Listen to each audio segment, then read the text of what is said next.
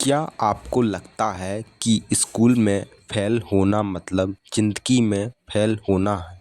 तो फिर मिलिए सोनम वांगचुक से, जिन्हें आज पूरी दुनिया जानती है। यही वो इंसान है जिसने साबित किया कि गलती सिस्टम में है, बच्चों में नहीं। This is SRE sugar a psychology student.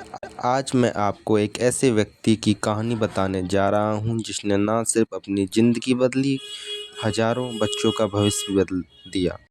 Ladakh में के बर्फीली पहाड़ों से लेकर देश के मशहूर इंजीनियर और शिक्षा सुधारक, पर्यावरण संरक्षक के रूप में प्रसिद्ध, यही है सोनम वांगचुक की कहानी। लेकिन रुकिए, अभी कहानी बाकी है। उन्होंने ऐसा क्या किया जिससे वे देश के मशहूर व्यक्तियों में शुमार हैं, और क्या है सैकमॉल? अगर आप पहली बार इस चैनल पर आए हैं तो सब्सक्राइब का बटन दबाना ना भूलें, क्योंकि यहाँ हम ऐसे ही रियल हीरो की कहानियाँ लाते रहते हैं। 1 सितंबर 1966 में लद्दाख के आल्ची गांव में जन्मे सोनम वांगचुक के गांव में स्कूल ना होने के कारण उनकी मां ने उन्हें घर पर ही पढ़ाया। जब वे आगे की पढ़ाई के लिए श्रीनगर गए तो उन्हें भाषा की बड़ी समस्या का सामना करना पड़ा, क्योंकि वह पढ़ाई का माध्यम उनकी मातृभाषा से बिल्कुल अलग था। इससे अनुभव ने उन्हें शिक्षा प्रणाली की कमियों का एहसास कराया। यही से उनके मन में बदलाव लाने का बीज पड़ा। अपनी मैकेनिकल इंजीनियरिंग की पढ़ाई पूरी करने के बाद सोनम वांगचुक से 1988 में अपने कुछ दोस्तों के साथ मिलकर student educational and cultural movement of Ladakh यानी कि सैकमॉल की स्थापना की। यह सिर्फ एक संस्थान नहीं बल्कि एक आंदोलन था। सैकमॉल का मकसद उन छात्रों की मदद करना था जिन्हें पारंपरिक शिक्षा प्रणाली में फेल मान लिया गया था। इस स्कूल में एडमिशन के लिए 10वीं में फेल होना था, यानी जो छात्र 10वीं में फेल हैं उनके लिए यहाँ एडमिशन होता है। सोनम जी का मानना था कि कोई भी छात्र फेल नहीं होता, बल्कि सिस्टम फेल होता है। सैक मॉल में छात्रों को किताबी ज्ञान के बजाय प्रैक्टिकल तरीके से सिखाया जाता है ताकि वे आत्मनिर्भर बन सकें। क्या आप भी कभी फेल हुए हैं? कमेंट करें।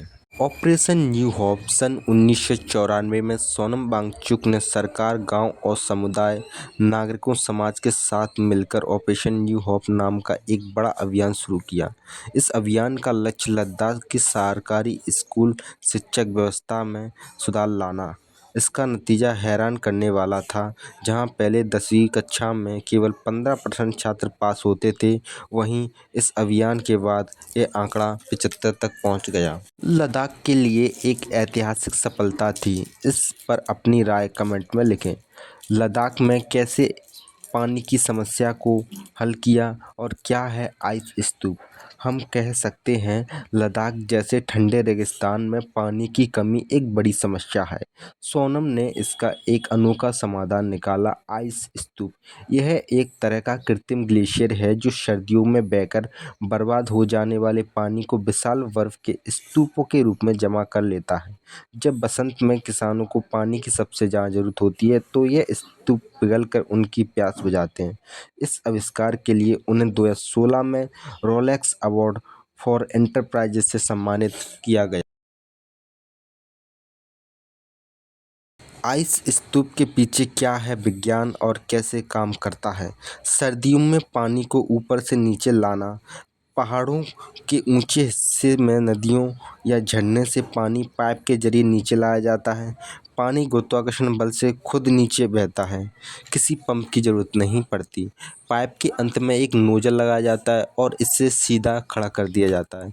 जब पानी ठंडी हवा के संपर्क में आता है तो -20 डिग्री सेल्सियस में तुरंत जम जाता है।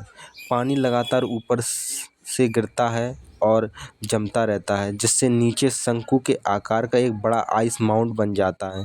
यह स्तूप 30 से 50 फीट तक ऊंचा हो सकता है। गर्मियों में जब यह बर्फ पिघलती है, जिससे किसानों को महीने तक की सिंचाई के लिए पानी मिलता है। 2014 में लद्दाख के फेंगयांग गांव में पहला आइस स्तूप बनाया गया था।